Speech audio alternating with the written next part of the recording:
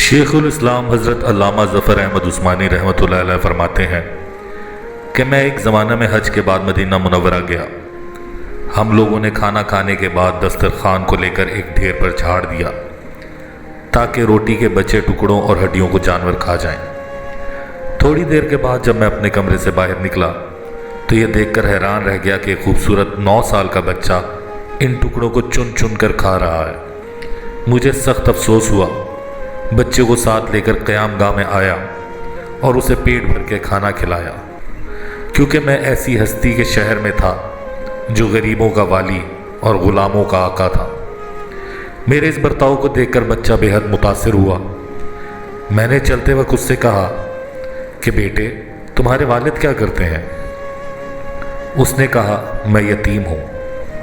میں نے کہا بیٹے میرے ساتھ ہندوستان چلو گے؟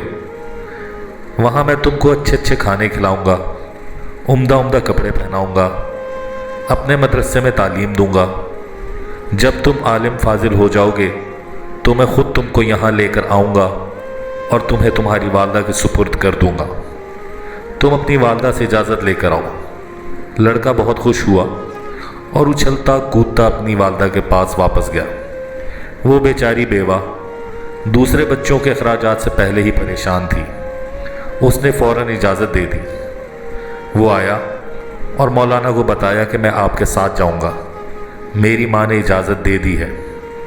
پھر پوچھنے لگا کہ آپ کے شہر میں چنے ملتے ہیں؟ مولانا عثمانی نے بتایا کہ یہ ساری چیزیں وافر مقدار میں تمہیں وہاں ملیں گی۔ مولانا کا بیان ہے کہ میری انگلی پکڑے پکڑے مسجد نبوی میں وہ میرے ساتھ آیا اور ٹھٹک کر رہ گیا۔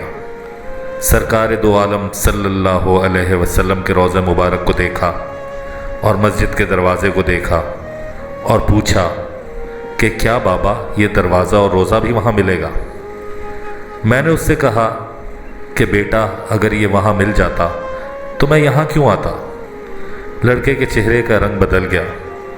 میری انگلی چھوڑ دی۔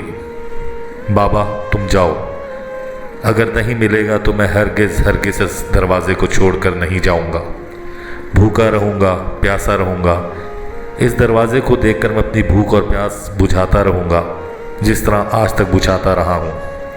یہ کہہ کر بچہ رونے لگا اور اس کے عشق کو دیکھ کر میں بھی رونے لگ گیا۔